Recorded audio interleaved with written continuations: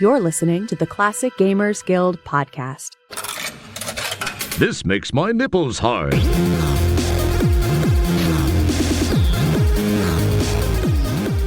Hey there, friends. Thanks for joining us. I'm here with Paul, and we are Oh my God, thanks, you guys. I'm sorry.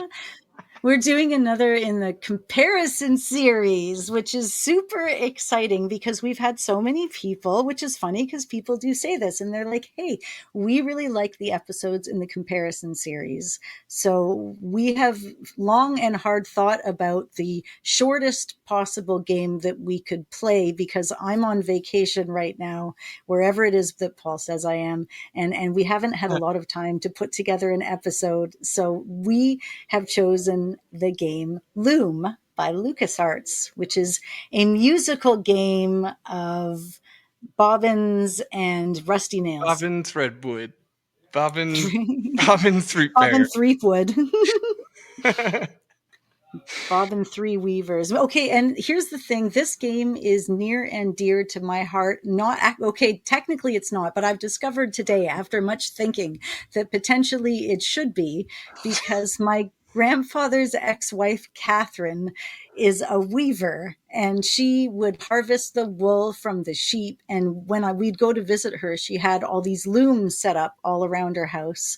And she taught me how to make the spool of wool and thread it through and make rugs and other things when I was growing up. And Paul, my other church friends had a harp in the room, and I'd play the harp all the time. And when I was a kid, I used to always equate music to weaving.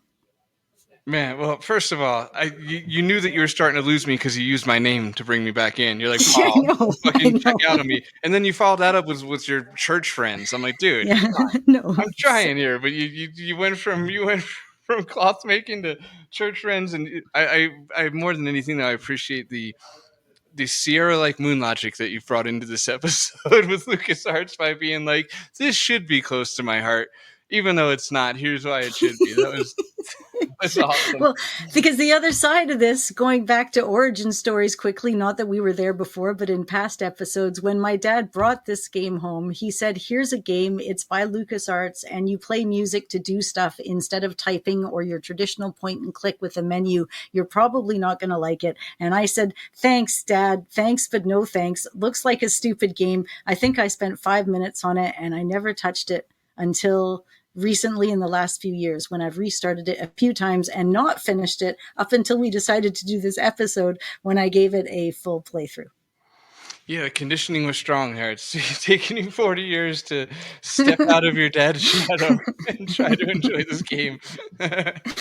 Yeah, well, and it's because it's a game that has different skill levels too, right? Because you can be like, I don't know shit. It'll name the notes. Or in the hardest skill level, you have to listen to them and you have to remember what you've heard and then re-represent them and be able to transcribe them into your book of spells or a book of music and things like that, right? I first of all, I always play on the I don't know shit level. It's my personal favorite level, just for anything in life, in games. Mm-hmm. Just I start off on the I don't know shit level. Yeah, it's not standard. You start on practice. Exactly. Wait, well, all right, maybe not practice, because then that sounds like mundane repetition. Just seeing the word practice as an option, I'm like, ugh. I mean, I got to make some sort of headway. I don't want to. Mm-hmm. So standard is where you went. Yeah, exactly. I played standard on my playthrough as well. And then you're referring to the bloody spell, Bobbin's book of thread bearing. Yes, that's the one. I've never had a physical copy of the game, and any copies that I've played have not been off of a CD or downloaded from a site that would provide me with that kind of information. So instead, I've always had a little notepad where I just write all the spells that I learn on it. Dang, I meant to check on GOG before we recorded if the download comes with at least a PDF of it, because I got to say, okay, so I do own that one. I just didn't play it because of the version. by the way, actually. The thing with okay, this is a book of patterns. So I was stuttering earlier trying to find it in my notes in time. I didn't. But yeah, the book of patterns is amazing. And there's some like Sierra like elements to this game that really probably shouldn't be attributed to Sierra as far as credit's concerned. Maybe even more so Infocom, but I'm going to give it to Sierra anyway. There's just some really cool backstory lore. Like, I don't know. I don't think so much of LucasArts games as coming with books full of information and background lore like King's Quest, as we just covered, gives you like this whole amazing like romanticized backstory on the Isles.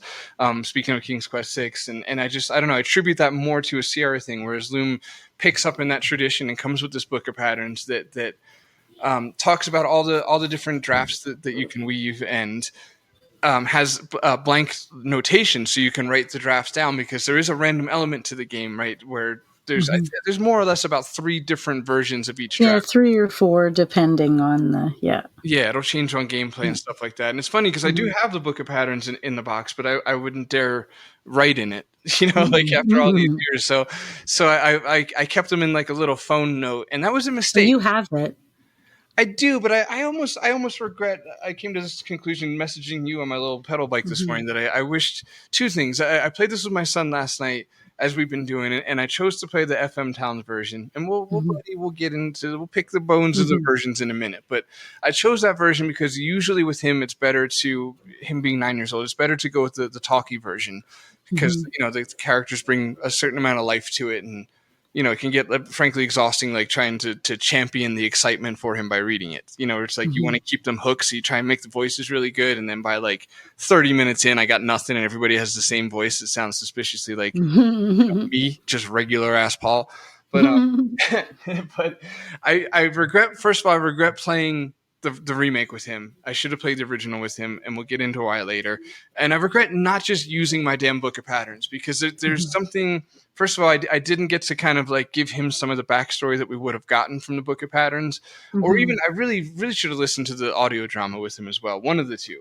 But anyway, I missed out on this like authentic experience by not writing the drafts down like in a book as we go along. Like there was just something really artificial about like quickly writing them down in my phone notes. Like it felt more like in the way. Like oh, I gotta write down this fucking draft again. Like, and I really fucked up the whole gameplay with him. We're cursing a lot. I'm sorry. But I feel like I missed an opportunity gameplay wise with him last night to have like a more just authentic, relaxed, enjoyable experience. And yeah, we got a little too, let's just finish this about it. Which is especially hypocritical of me.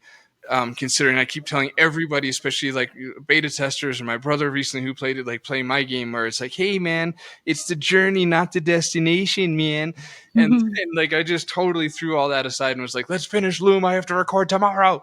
We kind of messed up our gameplay, but anyway, let's do. I'm going to do the Anna question for you. Let's do. Well, you kind of did cover your backstory a little bit. Right? Okay, so my backstory real quick then is we bloody had this game growing up. My dad really liked it. We definitely played it together. I don't remember listening to the audio drama growing up. Speaking of that, it's a little cassette that comes with the game. And man, it is adorable. It is like a potentially important to this story, the audio drama, because and maybe even to the game's detriment in a sense, because I feel like with the Sierra games, God, I hate doing this like comparison thing because it always makes it sound like I'm like passive aggressively shitting on LucasArts, which I'm not trying to do. But I will say that this game, you can be a little confusing at very first. Like there's a lot of what the hell is going on in the first like act, let's say, of this game. And the game does answer most questions like in a self-contained way by the end of the game. But first of all, it doesn't answer all of them. And second of all, if you listen to the audio drama first, you're a lot more invested. Like you know exactly what's going on. Yeah, exactly. Like, okay, here I'll give it to the listeners very quickly. The backstory is that the children of the Weavers are all dying, and let me just I'm going to step back one more step and say that something I didn't gather when I played this game, when I replayed this game for the first time, like 6 or 7 years ago, was I struggled a little bit with like the actual connection to like the Loom itself, and just so much lore. Like Ryan Moriarty has Corey and Laurie Cole levels worth of lore that they could just like Tolkien amounts of lore. that's packed into this game, and that can be a little overwhelming. And I really did struggle on my replay to completely grasp like exactly what is going on with the loom and the weaving and stuff like that. And then I found a neat little way to put it, which is the magic, the connection to the loom is the fabric of reality. So the weavers they're weaving within and influencing the fabric of reality. And just hearing that makes the ending scene make so much more sense, Paul. Shit. Dude, I'm glad to hear you have that moment though where it's like, oh right, okay, because it's so blatant, but it's not blatant at all, but it is. But once I had the word reality after fabric, I'm like, okay, that's what they're weaving. They're weaving the fabric of reality. And that's how they, that's why there's spells even. Because like before I had made that connection, you just find yourself wondering stuff like, where does spells even come into this? Why are we doing magic now? I thought we were weavers. And so anyway, to the listeners, and hopefully that's an epiphany for maybe one of you. And if anybody hasn't played it, you maybe even have a better experience going in knowing that the loom is the fabric of reality. So it's a lot of me talking. So I'm just going to do the backstory and then hand off to Anna. But the backstory real quick is that the children of the weavers are dying. Signa, who's a swan come to story, is a bereaved mother. And she asks the elders of their guild if see again, you're dealing with a lot of lore talk. As soon as the word guild comes into things, there's lore going on. But she asked the elders if she could use the loom to fix this, let's just say, because she's a mother, to bring her child back, and she's told no. And in her grief, she kind of inadvertently draws a child from the loom, and that's excuse me, and that's Bobbin Threadbare. Threadwood.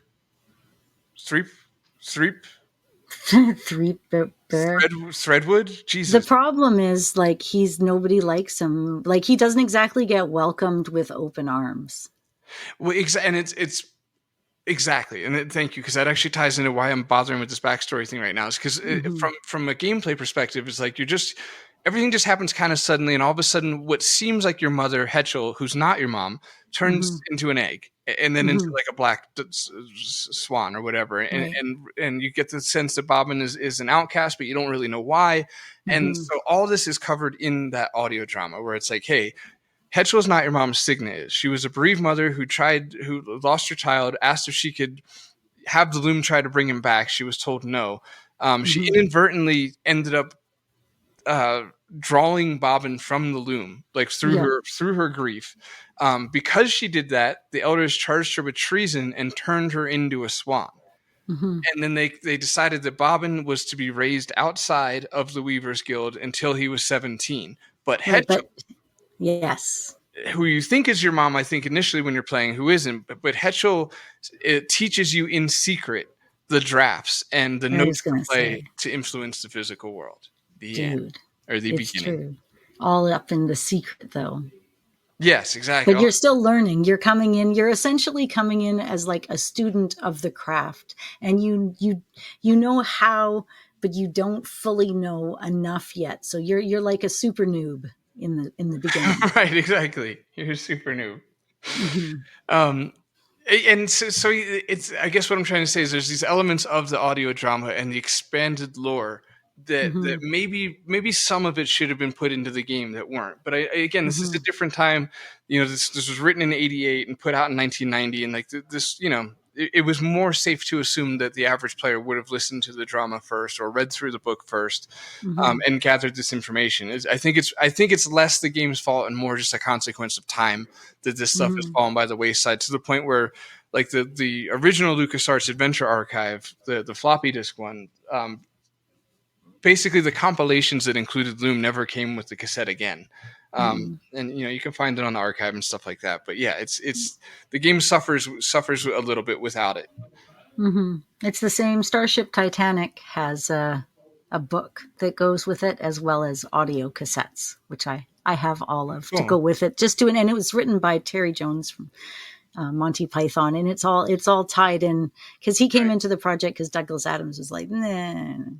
So you know how it happens. Sometimes you just feel that way. Yeah.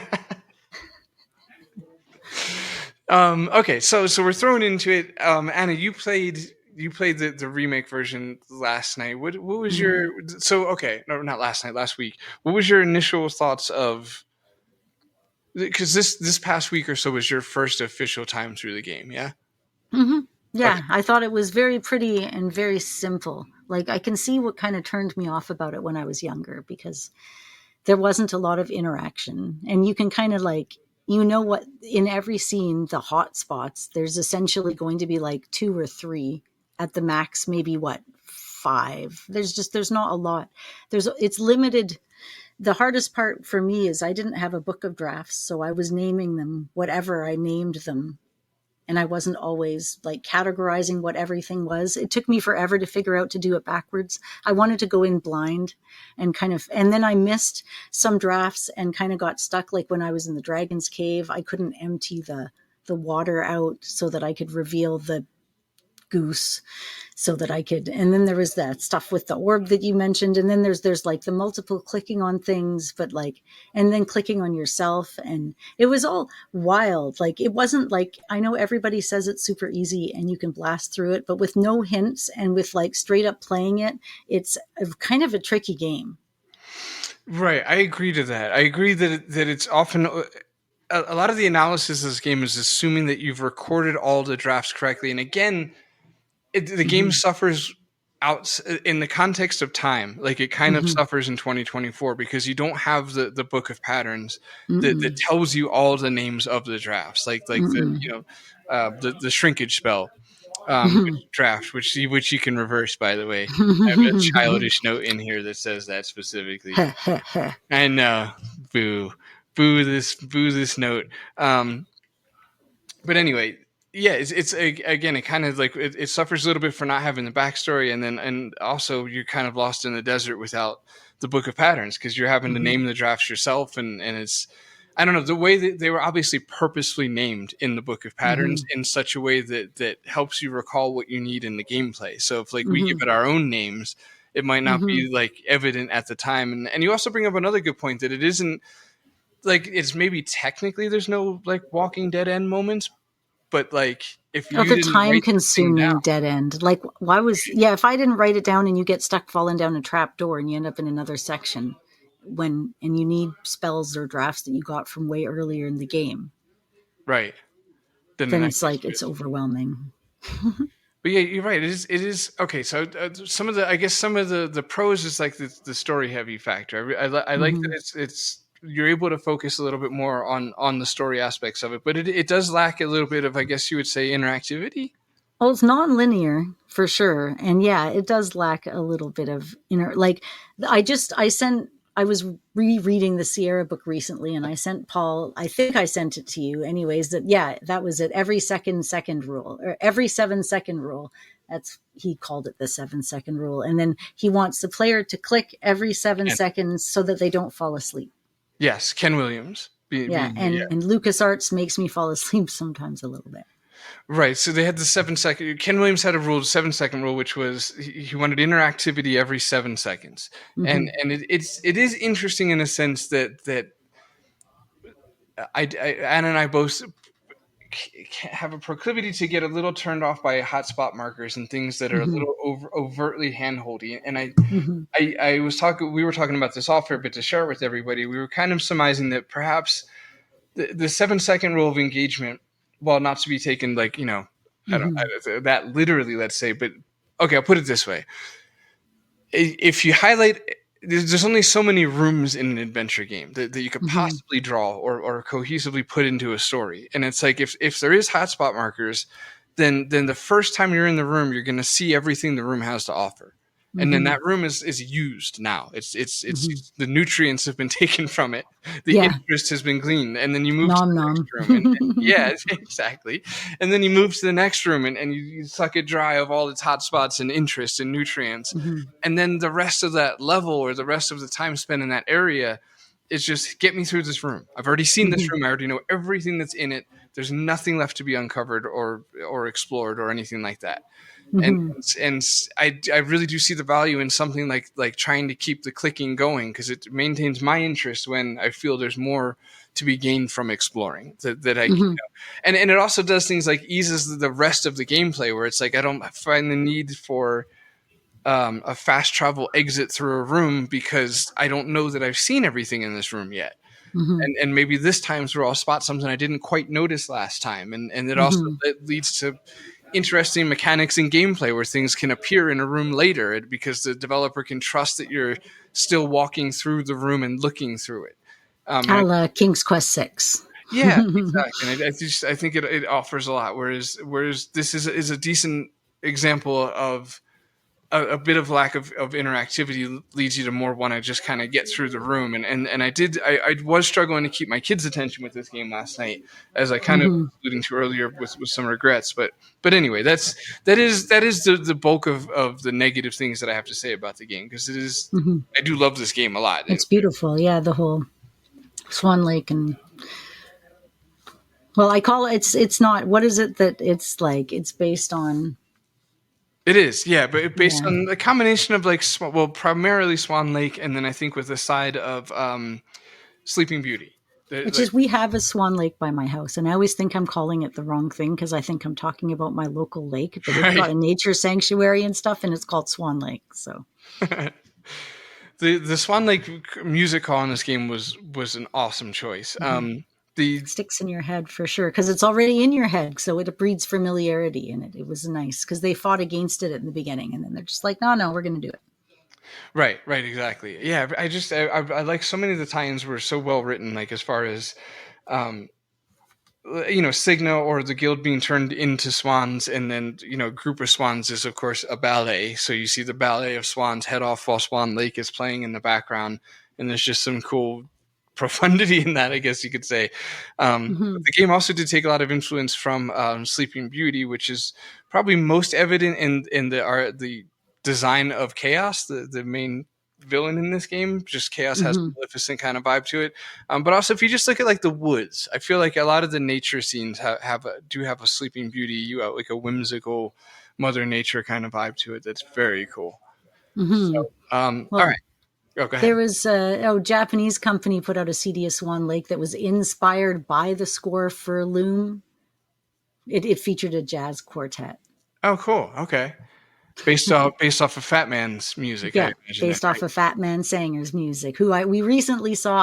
I mean, I'm sure you saw it too on a Space Quest historian has had some videos with him featured in it, which are really cool to see. Right, yeah. So Fat Man did the VGA remakes music, and then of course, obviously, Seventh Guest and many other things as well. So yeah, lots. Okay, well, let's start going through the game, the story of the game, and we can just tackle our little notes and things we want to say as we go along, and I'll try and weave in some. Weave in. That was an accident. That was looming the whole episode. Oh, jeez. Jeez Louise. All right. You opened the freaking door, man. I did not mean to. That's why I'm jeezing. Here. I always, every time I played it, I was like, what the hell's with this leaf?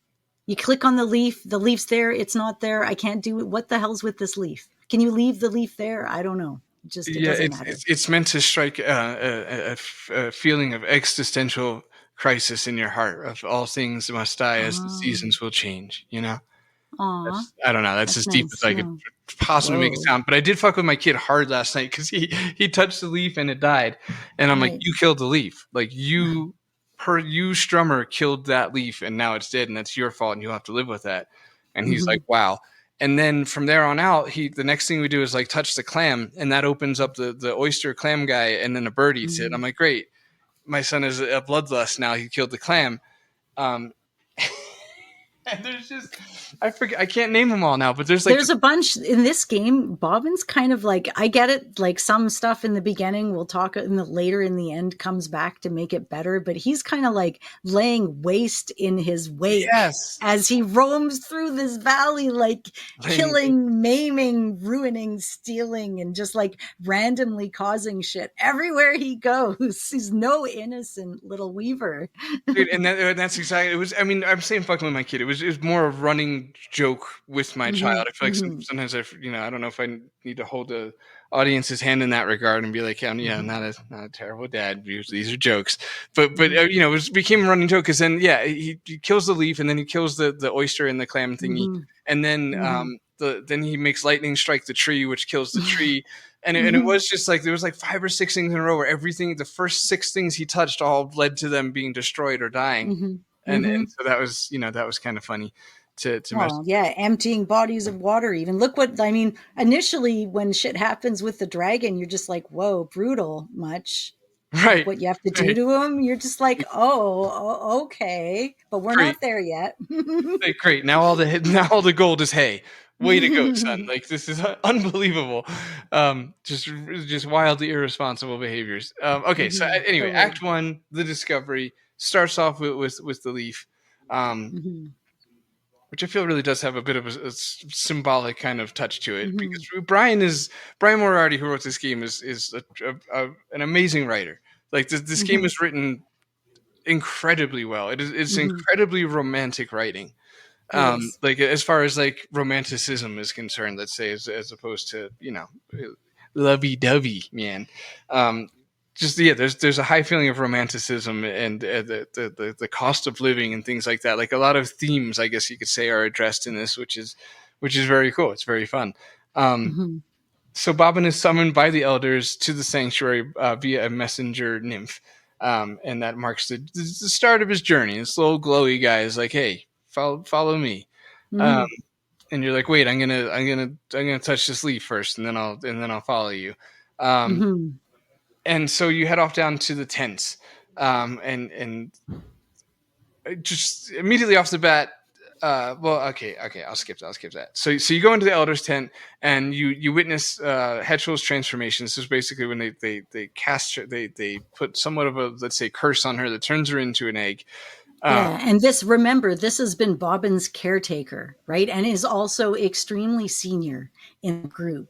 So being punished it's like, this is a pretty big deal if you're going to think about this on the cinematic scale. Right. Exactly. Thank you. And I think this scene, the whole story arc with Bobbin's mom and Hetchel, let's just say, because they get confused, it really suffers in the remake. Because the remake, the VGA remake, including the FM Towns version, I'm a little muddy, to be honest, on the... Yeah. Like, apparently the FM Towns version isn't lacking the material that the VGA is, but I felt like it was, and maybe that's just me misperceiving it. But I'll just say that the mom story arc, the Signa Hetchel motherly figure story arc, suffers in the remake in part because of how laconic the egg scene is. Like, they don't explain enough at all in the remake version as to what's happening. Like in the EGA version, when she's first turned into an egg, the elders didn't expect it to happen, even though they did it. And they're just like, how curious. What a curious destiny, I think is what they say. Something like that. And in the VGA remake, it's much more just like, I don't know, just a matter of fact. Like, well, she's an egg now. We're going to fuck off out the window. And they do. Well, they miss entire conversation blocks for absolutely no reason other than it's carelessness or something. But it's a little bit that talks about disgrace and what's kind of going on in the background. Right. They talk more about why they're turning her into an egg in the remake, but you don't get the why stuff. The fact that it turned out to be an egg. Like, I'm sorry, I misspoke. That you understand why they're punishing her or putting a curse on her, which they're I don't know. At the same time, they're confusingly blaming Bobbin and then punishing her for it, because again, you don't know that in the audio story that they were going to cover the fact that Hetchel was teaching you in secret. But like, you don't know that in the opening scene. It's just I don't like the way the opening scene is handled in the remake at all. It's super confusing. And I watched a YouTuber called Scarfulu. Okay. Yeah, they do a lot of good stuff. Right. Yeah, it's not a ton of adventure game YouTubers, so most of our listeners probably know their channel, and it's very good. And I'm not sure how active it is these days. They recently did a Monkey Island one, but anyway, Scarfulu played only the remake, and had no real, like, he barely mentions that there's even versions. Like, he's just like, yeah, I'm just happy-go-lucky playing a game. Let's pull up Loom. Oh, you know, I have GOG downloads the remake version, so that's what we're playing. And so there's this innocence in his approach, right? There isn't this like pedantic nerd behind his narration that's saying, well, now see, in this version they're missing this, and you get to just see from a pure perspective what it's like to play a VGA version in 2024. Or whatever. I think it was like 10 years ago. It doesn't matter. And it's, from his perspective, it's just very confusing. He's just like, what the hell is going on? Like now she's an egg, and now they've just left out the window, and I guess we'll open the egg, and I guess maybe she's our mom, and like none of that's correct. Yeah, and they're like, a third shadow is nigh, but they don't say anything about it. And it's kind of a clue. If you connect things with the tape, there's stuff that's missing. But since in the PC CD-ROM version they didn't bother including the tape, I guess they didn't care. Right. It certainly feels that way. Yeah. Okay, so I'm just doing a quick glance at my notes here too, because I feel like a lot of my comparison notes were kind of centric to the beginning of it. But yeah, here's yeah. Well, he does the exploration. You don't know what's going on. You don't know what's going on. Like, you're just really sort of figuring things out from scratch. You can see there's some things you can't do yet. You can look at the darkness, but you don't know what to do about it. And you kind of just have to start connecting the dots. Like, at least for me, because I went in entirely blind. So I'm just like trying to figure out the whole concept of the game. And it wasn't until I was probably on the boat and like going on to the next phase that I really truly had a handle on what was happening and going on. Right. Okay. And so how were you made clear on what to do from that egg scene, let's say, from Hetcho? I guess because she says you have to get out of town, more or less? Yeah, it showed me a thing. And so I wrote down the thing, and then I tried to do the thing that they showed me, and it did a thing. But I did not know about the backwards. And I ended up getting stuck on some puzzle somewhere. And I ended up having to look it up to understand, because there was nothing that explained to me, and my brain didn't process that you could do a spell forwards or backwards for like a while until I had to. See, I had somewhat of an opposite experience, because one of my notes is that I felt that they were oh no, this might sound insulting to you now, I'm sorry. But my note said that it sounded almost ham-fisted the way they... Okay, when you go into the tent with the green blankets, and he's like, I hate the color green, and it just it seemed like it was a really strong game. And I felt like he was saying, I thought that he was saying, oh my god, that he was saying that because he had to make everything green and he had no choice. Right, that's completely fair. Yeah. So that's how I took it. I made sure to make everything green, and I was like, poor schmuck, and then I left. I didn't for a minute think anything of it. That's fair. Okay. Yeah, that's fair though. I get it. Yeah, it could have gone either way. Flip of a coin for me in that too. Because I've never heard the tape. I didn't understand any lore, and I was coming into the game blind. So all that information and content you said would be missing from a playthrough like that was me. It's not like I have a box or a strategy guide. So I thought he was like an employee or something, and he was one of the weavers, and I didn't even understand the dynamics. Right. So I started researching for this episode. Right. See, and it goes to show the game did, I think the game officially messed up a little bit by not using just the phrase "the loom is the fabric of reality," because I know I thought the same thing on my first playthrough, where it's like you feel like you're more like, oh, I guess our people make clothes, like that's what we do. We're clothes makers, and then we dye these fabrics green, and like, yeah, you could form this whole little incorrect side story in your head just based off of like keywords like weavers and looms and stuff like that, and it's like. And then the magic does feel out of place, where it's just like, well, how are we casting spells? And then you're just like, I don't know, it's just vague 80s wizardry, I guess. It was big in the day. Well, there was a lot of that in the game. Like at the end, when you use the spell because they left you your staff when you're locked up in the cage. And then they're like, oh, man, look at that. I'm going to steal his staff now after you're out. And then they don't put you back in, even though you don't have your staff anymore. It's like, there's all these like super random, like, oh, nobody's going to notice. Okay, the one thing, though, maybe it was in both the versions I checked out, though, is the music cut off quite suddenly when you're shifting to like a different scene or something was happening. And I felt like it did it in a way that it took me out a little bit because it was such a switch sometimes when a thing would happen, it would just be like, boom, it's different music now. Right. Well, one of the biggest overall critiques, I think, like the people are pretty diehard one way or the other about this game, that it should be the EGA version. Even Brian Moriarty himself said that the definitive version of the game is the EGA version, and you get just like a vehement stance that this is the version. So I think, just in my own natural reverence, I was determined to come into this episode steel manning the remake, because it is beautiful, and it's more beautiful than it gets credit for. But that's actually counter to my point, because at the end of the day, I came out of this agreeing with the consensus. I'm like, yeah, the remake is kind of a fuck up in a lot of senses, and one of the senses is what you just said with the music cutting off. And it's not so much that the music cuts off; that's more a sign of the fact that there wasn't enough CD space, and just I don't know, there was kind of like a heavy hand when it came to the way they did the remake. Just like, cut the music off because it just like, I'm not sure if they were in a hurry or what the deal was, but there is some I think they were, because there was stuff in the source code on the CD-ROM, like behind the scenes and conversations and portraits, that had scenery and backgrounds and bushes and things, and they just cut that right out and made it like super boring instead. Right. Okay. And then to the music thing, is that music isn't played during moments of interactivity, like free roaming, like when you're just walking around the game, just exploring. Let's say the music's not played in the remake, and so basically you have this stance where the game about music has less music in the remake than the original, and like right then and there, that's kind of criminal. It's like, this is a game about music, and the remake was so mishandled that you walk away from the remake hearing almost no music at all. Like the whole time you're exploring, it's just quiet. There's sound effects, but it's otherwise quiet. There's no music. And just this morning, like a last dash Hail Mary, I put on the original again to refresh myself, and I was like, this is so immediately nicer, just immediately more immersive, hearing this like beautiful albeit 8-bit Swan Lake situation playing in the background, and just like, it's just immediately more whimsical and fitting of the world than the silence that you get in the remake.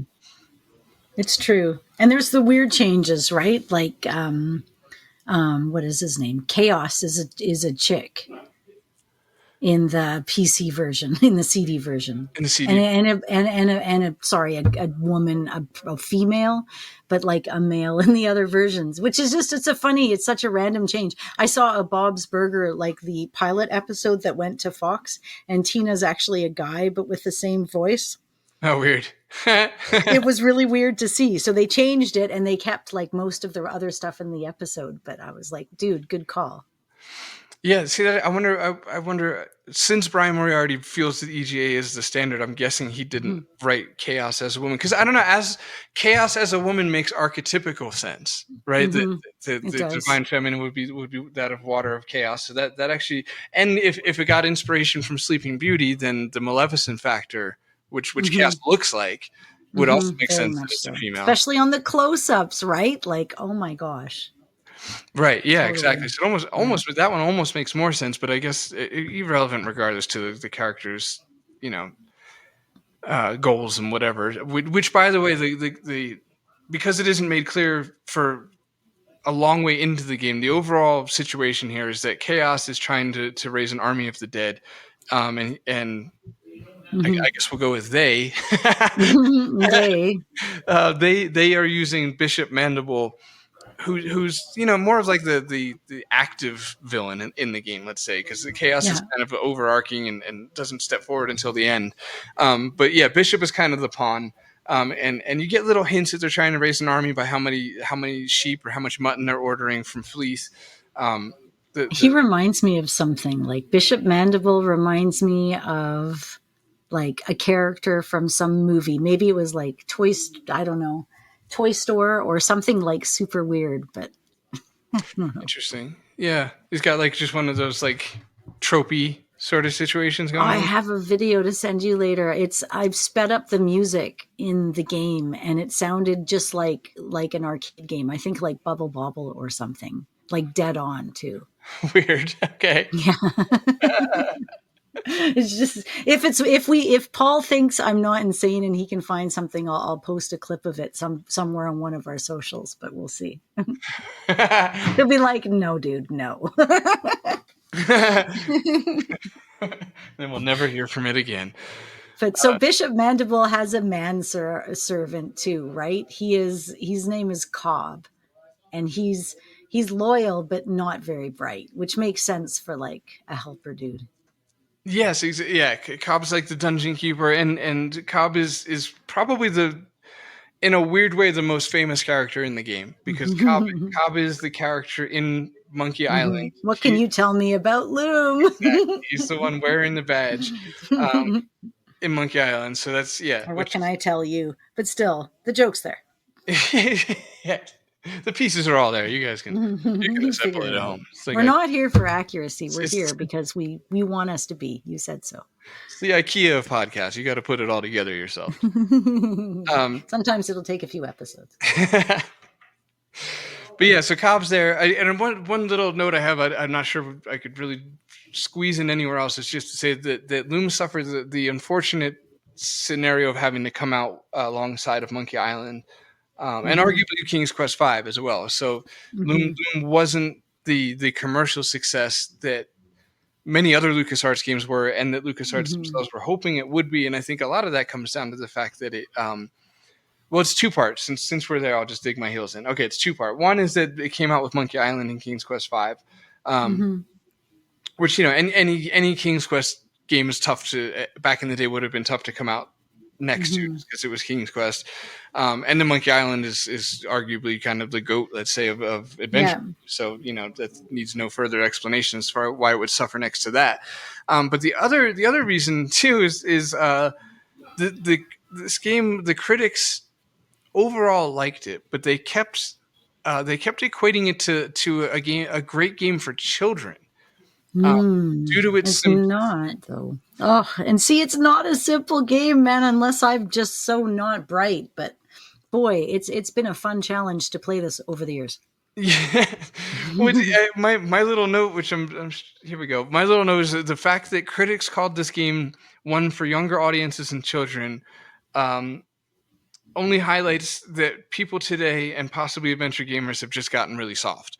Because this is not an easy game, but for like, imagine how like hard and grizzled adventure gamers must have been in 1990 to be like to write it off as for children easy. Like, it is, even at its easiest, it's not that easy. Furthermore, I mean, it's quite dark, and there's some pretty gory scenes in the EGA version, which, since we're doing the comparison thing, VGA cut all the blood out, and basically censored quite a bit of it. FM Towns version brings back most of what was censored, but they don't bring back the blood. And that's a damn shame, because the Bishop Mandible's death was animated by Steve Purcell, and it is amazing. The way that Chaos kills the Bishop, the small animation that Steve Purcell gave it.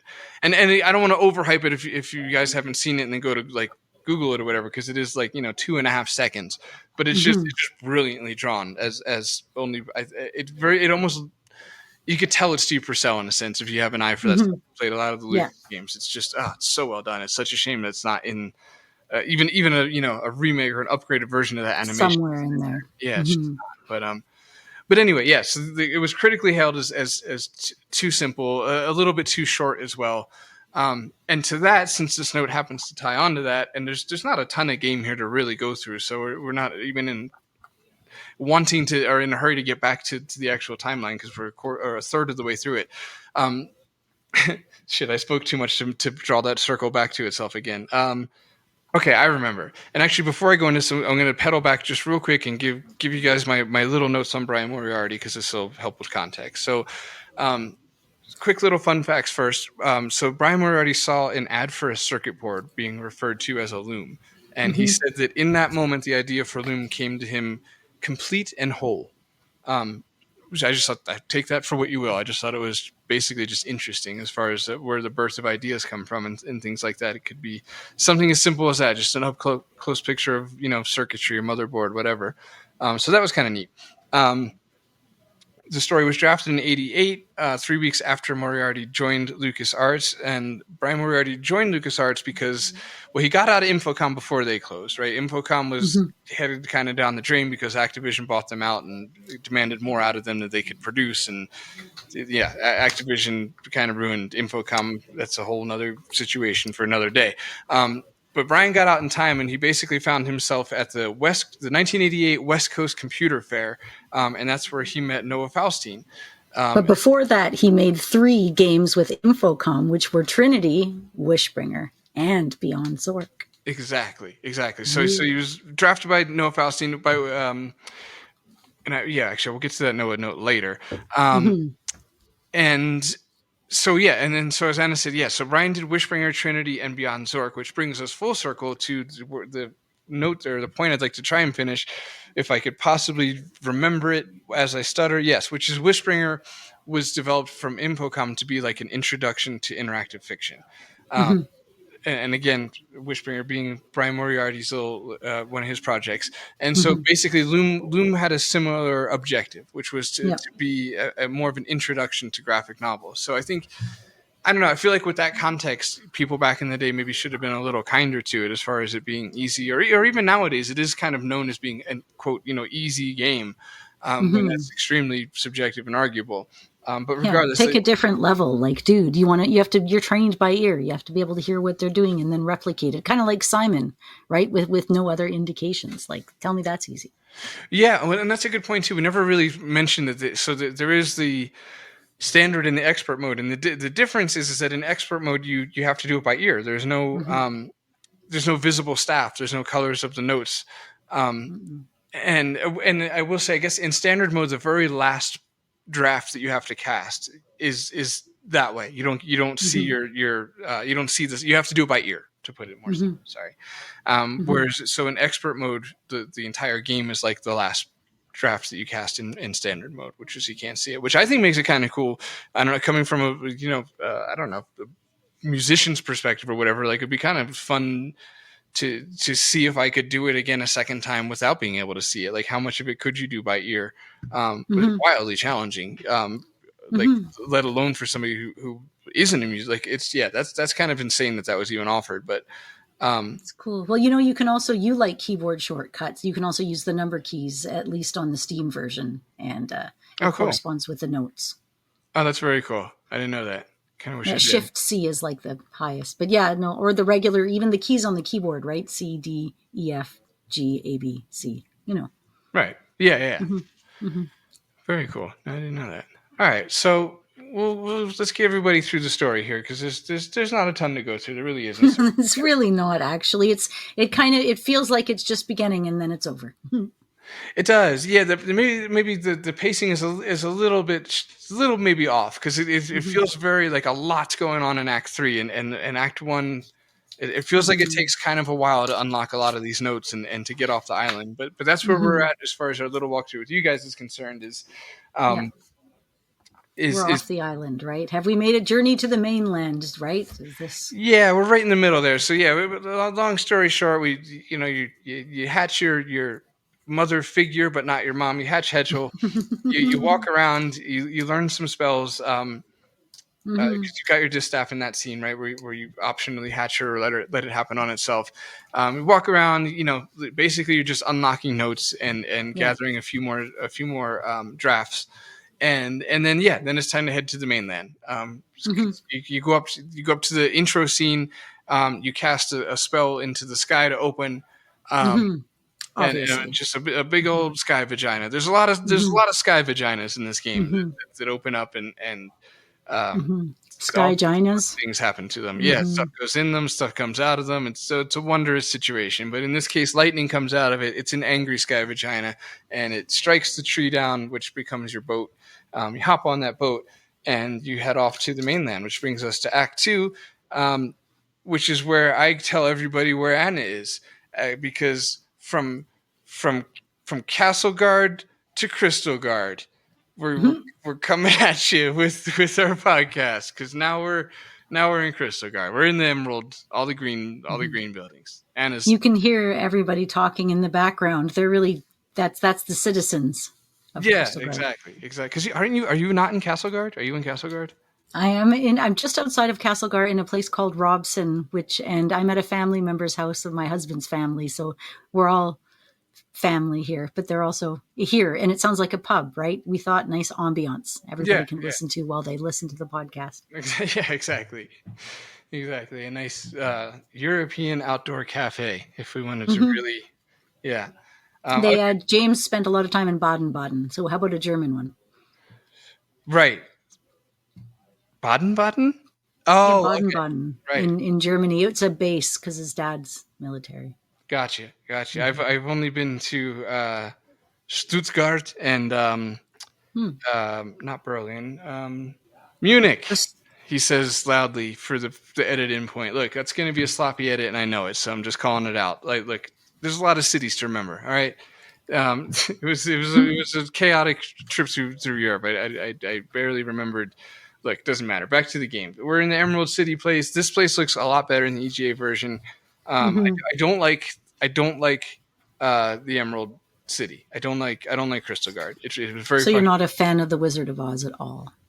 No, that either. No. Yeah, none of it. None of the above. What is it? It's like it's very futuristic-y looking. It's very green. You're not a fan of those. I mean, it's not. It doesn't entice you. Is that kind of when you're there? Do you not feel the urge to explore, or does it feel kind of like not intuitive? Yeah, all of that. Yeah, I guess so. It's ultimately, I didn't feel the need to desire to explore it. I don't know what it is about it. I didn't like it in either version. It's frustrating to navigate in the VGA version specifically, looking for the bells. But regardless, you're there. This is where there is some scenes that the remake has that the EGA version doesn't have. And one of them happens here. Basically, there's just two quick little close-ups of the Bishop Mandible talking, and you only get those in the remake. And I only really mention that because it's mostly the case where the remake doesn't have things the EGA did, and this is really the only scenarios where it's the other way around. So, That's right. There's no close-up portraits too in the remake, which is really weird. It's really weird. Instead, I mean, you do get like the dragon causing havoc, though. Right. Yeah, you get the one. But I mean, in the EGA, there's like these beautiful hand-drawn, even animated, giant, like room-sized portraits of the characters talking.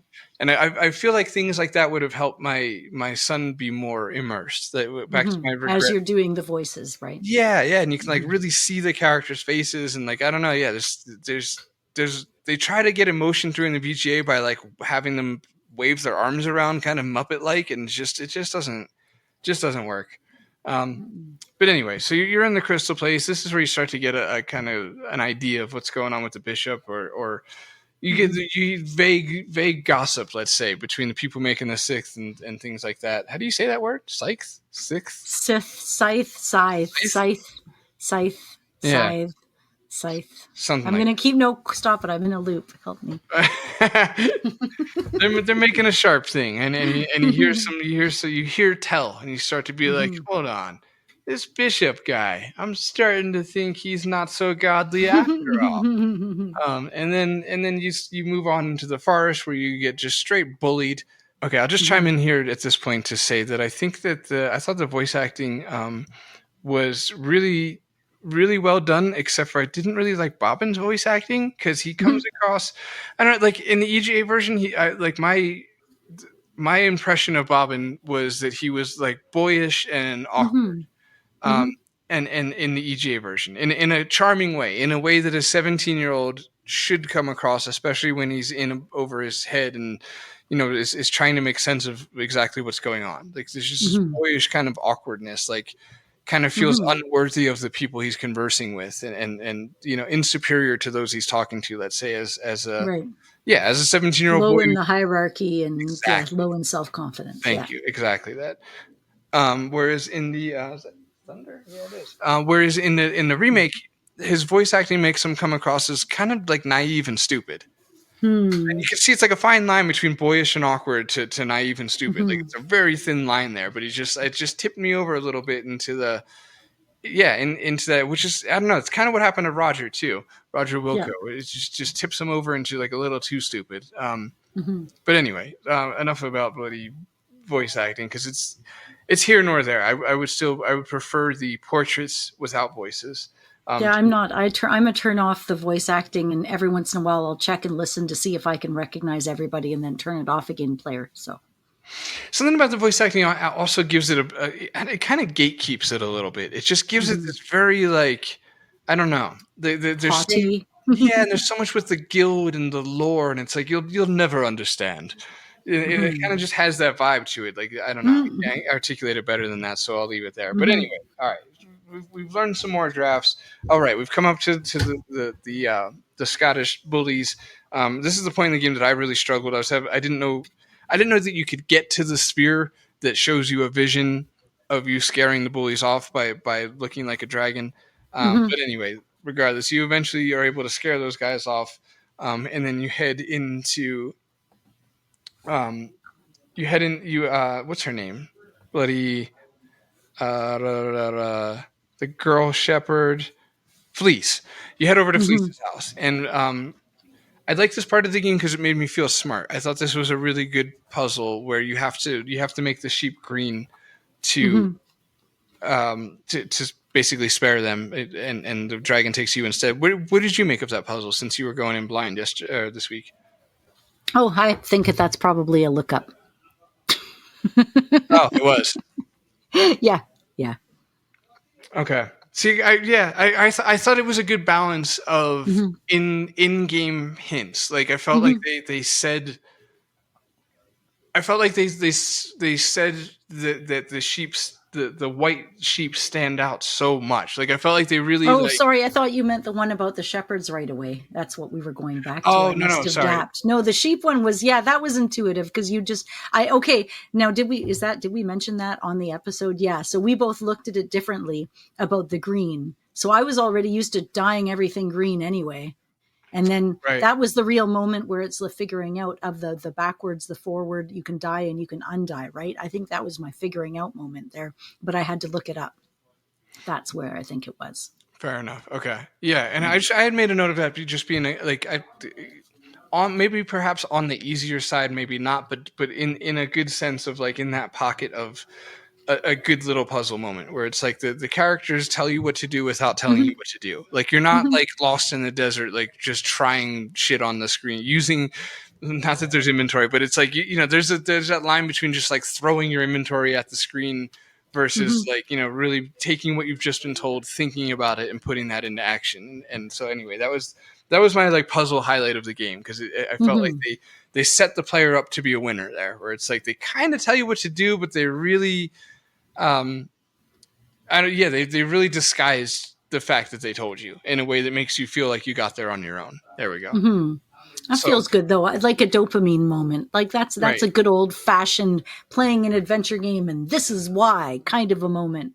Exactly. Yeah, exactly. One of those nice aha moments. So that was cool. I like that part. So then, the dragon takes you off to her lair. Didn't Fleece kind of call you though, right? Fleece is the shepherd, right? Because she's the healing art, but she's like essentially brought him as an oracle, and kind of like thinks at least that she's heavily involved in that side of things. Oh, that's interesting, because I didn't get that from last night's play. I'm wondering if that's yet more things that were cut from the remake, because I didn't hear that last night.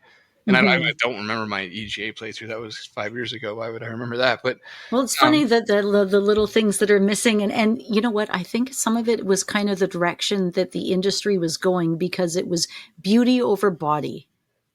I think over substance, over we're going to make this look so damn pretty, but it's going to take up more room, and nobody cares that we're going to lose things like dialogue.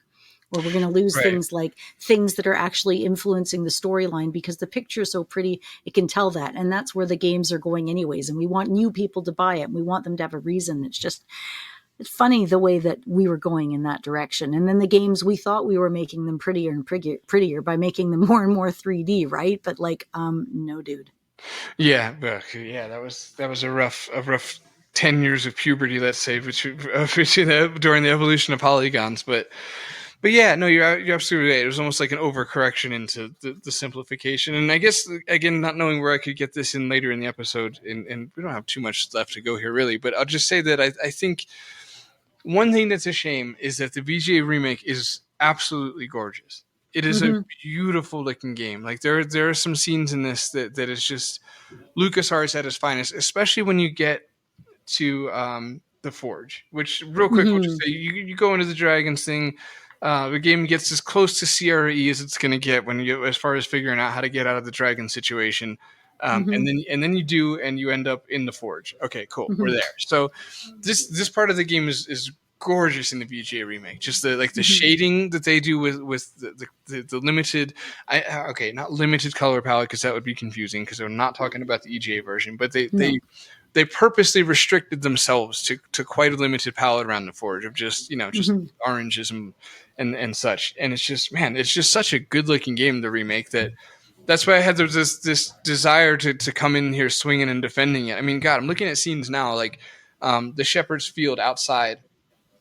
It's gorgeous in the EGA too, but like there's like these burgundy trees showing that it's like perhaps fall time in the VGA remake, and it's just gorgeous. Like there's some beautiful, especially I think the outdoor scenes really shine in the remake, and it just so happens to be up against like one of the all-time shining examples of EGA art, combined with having other issues with the game that's not the art's fault. That I don't think the VGA remake art gets the credit it deserves because it's gorgeous.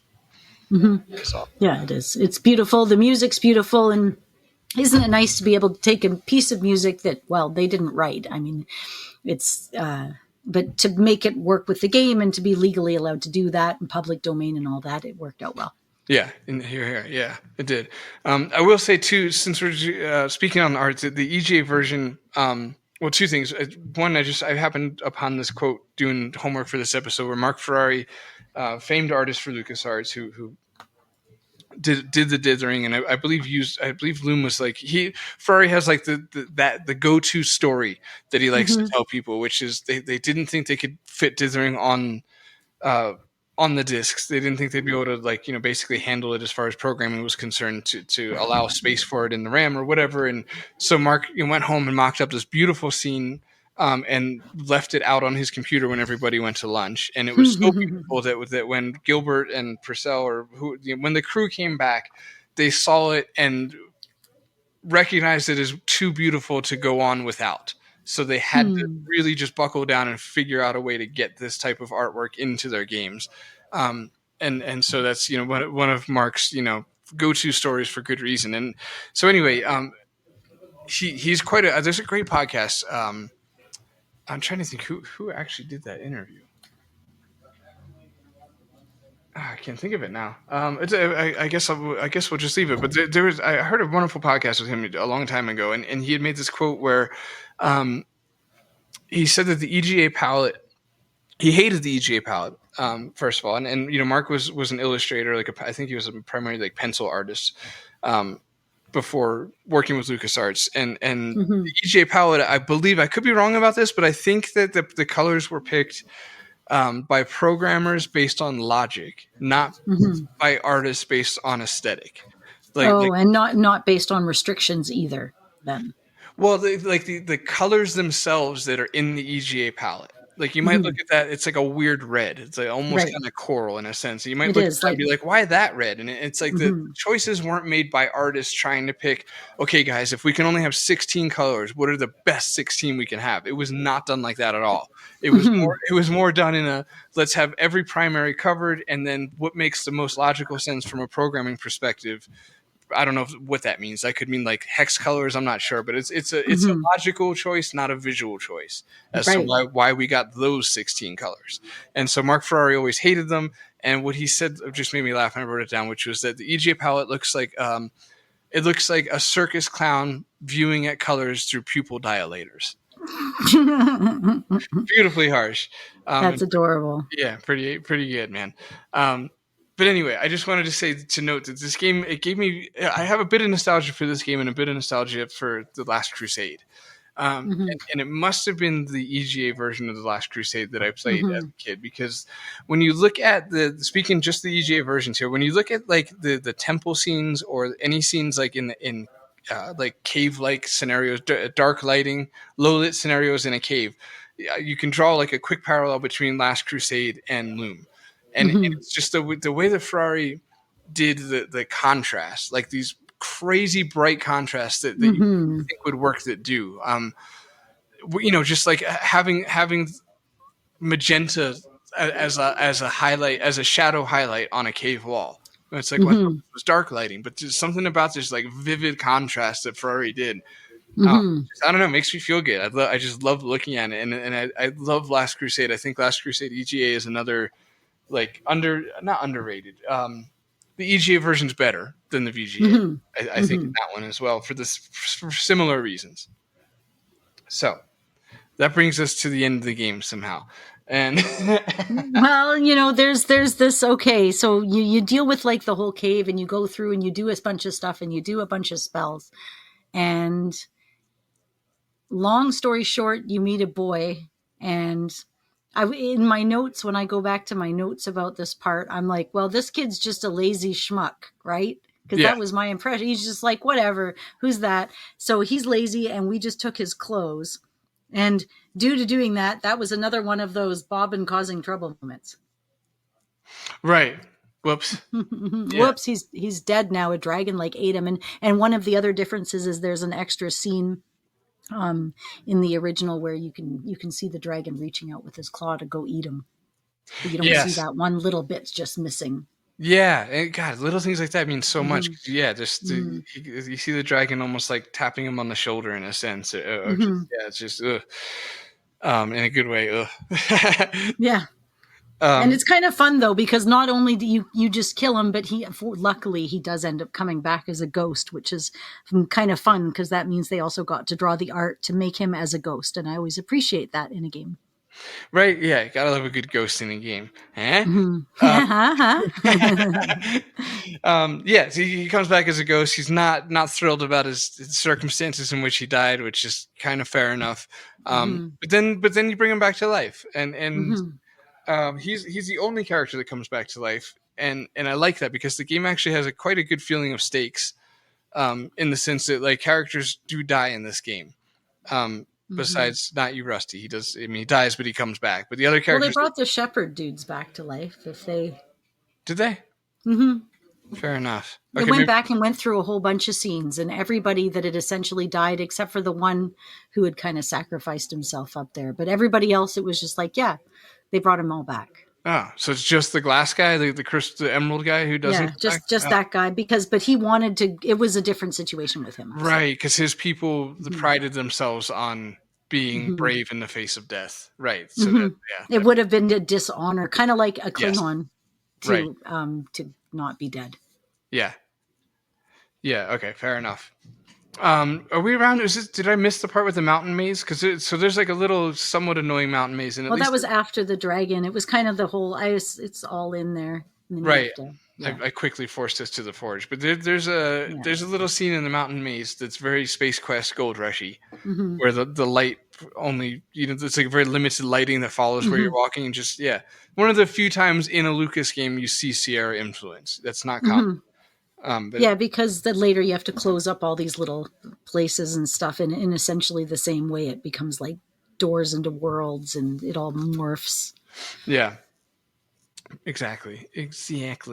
All right, so we're more or less there. Look, listen, this has been a lot longer than we even thought it would be. Yeah, it gets a bit crazy. Long story short, Mother Hetchel gets made into a turkey, and there was a demon. Like, this kind of stuff just happens. And it's funny. Like, the game is a more serious game, but they have all these like little lines. Like, I don't know, you leave that feather alone, and I don't know, there's these little lines that pop up that are just kind of unexpectedly funny. And I think we've mentioned that with The Dig as well. It was kind of like that. Like, it's a dry kind of a game, but there's these little moments. Yes. And it's funny you say that too, because I halfway through playing last night, I stopped to Google where Brian Moriarty was born, and I was shocked to find that he wasn't British. Because it just, for more than just the dryness and the humor, there's just quite an English vibe about the writing in this game and the way the lore was approached and things like that. But anyway, it's But yeah, when you get to the ending and rifts of time happen, I was confused because I'm like, until the side of the pattern is mended, we cannot return to the other. And then you just leave the bad guy where the loom is, and you go off into the rift of space as a bird, obviously, and you're carrying stuff like a curtain. And I guess now it makes more sense now that you've explained some more lore to me, Paul, than it did before. Right. I looked at it as they're carrying off the last remnants, the last piece of fabric of their reality. Their reality. That makes sense. So from that perspective. Okay. And I could be wrong, but I that's what I picked up from. It's like that was the last piece of the last piece of fabric of their reality, and that they had to preserve that and protect it. And it's kind of like Never-Ending Story a little. Perhaps so. God, it's been forever since I've seen that. I should watch that with Strum. Oh my God, break his heart for sure. Right? Yeah, that's fair. Jesus, how do you feel about horses, kid? Yeah, never mind. That's a swift U-turn. Doing the old Abe Simpson gif on you on that one. Show him the second one. That one's not like that. Nah, that's okay. I think we're just gonna. The story is over. We're not going to watch the timeless original, but here's the forgettable sequel that nobody. When the forgettable sequel came out, my parents, they didn't have like fancy channels, but we had a cable box. And if I put it on Family Channel, I was allowed to see the screen, but in inverted colors, like they used to stop you from watching them. And I recorded Never-Ending Story Part 2 because I was obsessed with the original. And I watched it that way, and I've never seen it out of that way. Wow, that's dedication. Jeez Louise. It's really annoying. Yeah. Oh my God. Mm-hmm. Well, okay. Before they carry the fabric off, I will say that I think the perhaps the single most beautiful scene in a game. Like at least I would submit it for consideration to be. To be picked as like the standout, it would be I don't really know how to word it, but just the star-filled lake where you meet your actual mom Signa. It's like the star-filled lake in the galaxy, and your mom Signa, who's a swan, is there, and it is beautiful in the VGA version as well, but it's outstanding in the EGA version because there's not even 16 colors. Like they're just working with basically blacks and whites and a little bit of gray or blue or purple here and there. And it's just insane. The mood that comes out of that scene is just, God. Yeah. I could just stare at that for like an hour. Well, yeah. Like I could put that up on a poster on my wall, right? Come on. Yeah. That would be so good. It's just so beautiful. Like when I'm going to the bathroom, I kind of want it on my bathroom wall. But I would need it to be like GIF, like animating. I'd like just because the way it twinkles and drips and just man, so good. What are those called? Those like the rulers and stuff we used to have when we were kids, and you turn it and it would show that the picture was moving. Like so, as you'd walk by it, a face would turn or what? I don't remember what that technology was, but you could do it like that. Yeah. Stereogram or something. Something gram. Yeah. Yeah. Sure. Gram. Yeah, for sure. Yeah, that's the one. But yeah, and then the game kind of ends, right? So that's it. You're dealing with but what happens? What happens to the bad guy? What happens to everybody else? And I guess that's where they leave you wanting for something else.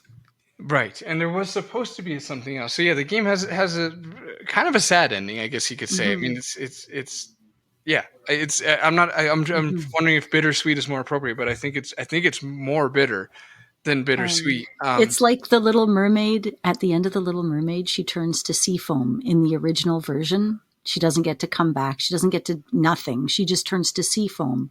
And the ending of this is in a way kind of like that, but like at least he gets to be like alive. Right. Yeah. Yeah. It's I'm trying to think if it's. I'm wondering how dependent on future stories it was. Like,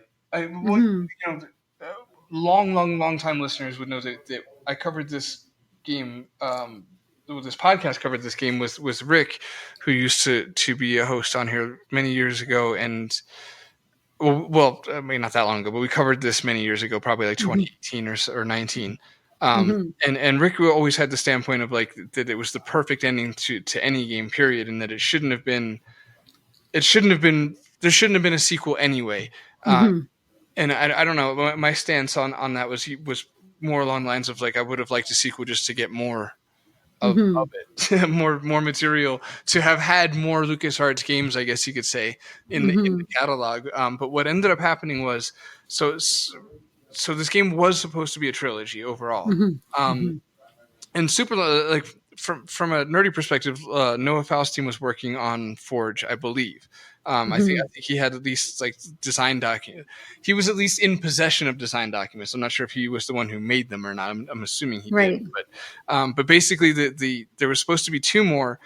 This whole thing, by the way, was canned in 1994 officially, and it was done so because I believe of the dig. The dig was just like burning through all the resources that they had, and including Brian Moriarty himself. And so yeah, basically you could probably blame the dig for not seeing the other 2, and the other 2 were all that I could really find on them. Well, I think I tried harder last time, because I remember finding either a fan-made demo of Forge or a non-interactive demo that was Lucas's. I'm not sure. It doesn't matter. But Forge would have been the name of the second one, and it would have focused on Rusty Nailbender, who would have been fixing things, I guess you could say. And then part 3, which I just learned this today, I didn't know this, would have been called The Fold, and it would have been starring Fleece, the shepherd. Yeah. And I liked her, so I was more for some reason I was more bummed when I heard to not have gotten that one than Rusty's. Yeah, because I don't know, Rusty wasn't super likable. It's not even his fault. He was killed and pissed about it. Fair enough. And he was like a bratty kid at first, but he's a kid, so it's like he didn't really do anything wrong. I wasn't keen to play a game starring him, let's say, but I really liked Fleece. And so yeah, that brings us to the end. I mean, I guess, what I kind of get is weavers are above anything material. Right? Like they're above, they're on a different level than somebody else would be in that way. And they know it. Bobbin knows it, I think, too. Right. They almost seem placed in between, for lack of a better term, humans and the spirit of the universe itself. They seem to almost be like this crossroad in the middle, hence being able to manipulate the fabric of reality. And there is this element where they wear hoods and have no face, and if you stare into their face that you die. And yeah, there is this ethereal element to them. Yeah, because he's like, do you want to look at you? Yeah, I'm going to look at your face. And in one of the scenes in the game, and he's like, yeah, you sure you want to do that? It's like, yeah, I'm going to look at your face. Well, he says it so simply too. He's like, I don't think it's a good idea. And then the dude does, the screen cuts out, and it's like, and the guy dies. Yeah, poor Cobb. That's right. Yeah. And then, of course, there's Boom, which is Space Quest 4. One of the cool things when you're looking through the bin at the Galaxy Galleria Mall, and you get the latest bomb from master storyteller Maury Brianardi. Where it's like a post-Holocaust adventure set in the post-Holocaust America, where neutron bombs have eradicated all life, leaving only you to wander through the wreckage. No other characters, no conflict, no puzzles, no chance of dying, and no interface make this the easiest to finish game yet. Just boot it up and watch it explode. Wow. I didn't realize they really had their number. Yeah, right. And the sequel that can be found chowing on the clam, and that he's in a bunch of their other games. He's in like Monkey Island, and he's in Day of the Tentacle and stuff. So there's all these like little in jokes from the LucasArts games that nod to one another within their own universe, much like Sierra does, but they're slightly less like obtrusive. In LucasArts, they're a little more on the chill side often than the Sierra ones, where the Sierra was a little more on the nose. Usually, but I hate to bring up one, like the only example I could think of to shit on your point, but I will say that the Ask Me About Loom badge that Cobb's wearing in Monkey Island is pretty fucking on the nose. It's like straight up, ask me about this other game we just put out. Like, damn, so they could be on the nose too. But man, that thing about Loom was super prophetic. Because it's like I feel like adventure games, our listeners heard me rant about that plenty, but adventure games are heading in this direction of like, just don't do anything at all. Just fucking, just click 3 or 4 times and it'll be a nice short experience. Look, let's just get in and out of here. Look, why don't you just go watch some TV, honey? Go sit down on the couch, grab yourself a bowl of popcorn. There's no need for any of this trouble. Exactly. All right. Well, before Anna wraps it up, I just want to say thank you, everybody, for listening. Thank you to Brian Manow, who wrote us a lovely email. And I have to correct from last episode. I am forced to make some corrections, which is that it wasn't Ralph Wiggum that was voiced by whatever her name was. That was 2 weeks ago. I don't know. It was Martin. It was the other effeminate Simpsons child. You can say effeminate, right? Yeah. Okay, we're good. We're good. I don't care if we're not good. We're making it good. So anyway, it was Martin. That's my bad. And also, thank you to Brian for playtesting Phantom Fellows. Thank you to Jess Lai, who I know is listening and did an awesome job of relentlessly testing it over and over again. And yeah, thank you to everybody doing that. We're almost done, people. For people who are interested in it, I've finished the soundtrack for the songs for the first 3 days, as well as the theme. We just got to do the next few days worth of music while beta testing heads towards wrapping up. And yeah, I'm all done. All right. Well, on this side here, over at the pub, I'm going to say a big shout out to our newest Patreoner, and that would be Gareth. Thank you, Gareth, for joining the extra special thanks tier. Thank you, Gareth. Really super appreciated. Also a shout out to Brian Manown, Girolamo Castellado, because you want to hear me say your voice or say your name in my voice. Then Mark Fillion and Michael Council and Tim Ellis. And I don't know. I think we had another potential new one, but I don't know where they are. Oh, join date. The site's not working. But thank you to Jay Holmes and everybody else who's out there helping us make the podcast happen. And if you want to reach out and join our Patreon, we're out there. Just look us up, Patreon, Classic Gamers Guild, or better yet, not better yet. Better yet's Patreon. But outside of that, you can say hi to us on Twitter at CGG Podcast or at Phantom Fellows. You can send us your words, mail at classicgamersguild.com. You can find us on Facebook. We're a page. We're a group, Classic Gamers Guild. We're Instagram and YouTube under the exact same names. These episodes are all on YouTube, so you can go and check that out. It's just an audio. There is no video, so don't get too excited. But there is one episode with video. You can hunt for it. It's out there in the YouTube verse. So that's it. Thank you so much for listening to us talk about Loom. That's it? We're good? We're good. Okay. So I'll do the thing. Also, Gareth, thank you very much. And I wanted to say too, he has the Endless Enigma, I think, on his wall. And you don't see that painting very often, and I just think it's cool. So if he's listening, I like the painting above your head. The last time I saw you in a streaming situation, I think it was the Endless Enigma. It might have been the Serenity one. I forgot. Doesn't matter. Don't. Thanks for being a fellow Quest for Glory fan. And also, don't do murder.